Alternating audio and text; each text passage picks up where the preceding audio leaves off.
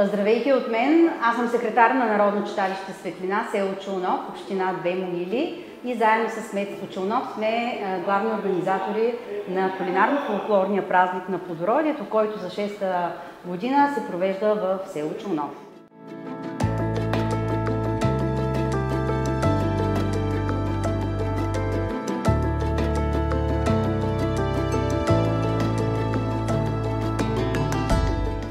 Традициите и обичаите са на почет в нашето читалище.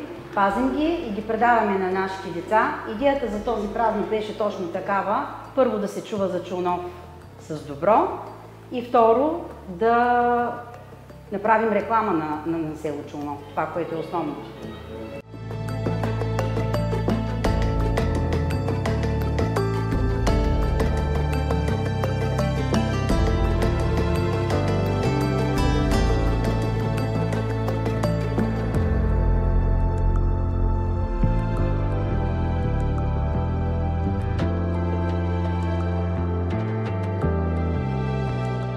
Всяка година надграждаме с различни видове конкурси.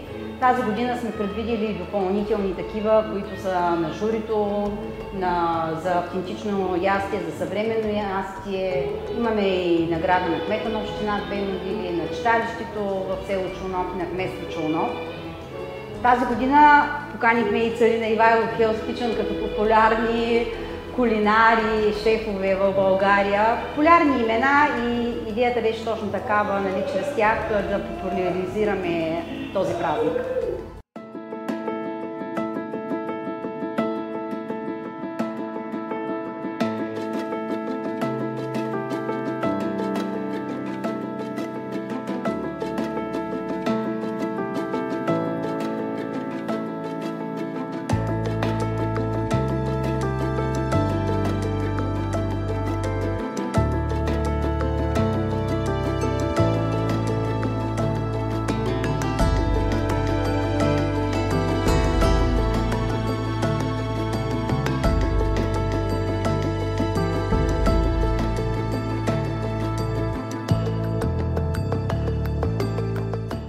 Самодейци към читалището, група за изворен фолклор челновченки, главни организатори и помощници в този огромен труд, който полагаме, за да бъде днешния празник точно по този начин, по който ние се мечтаем всяка година.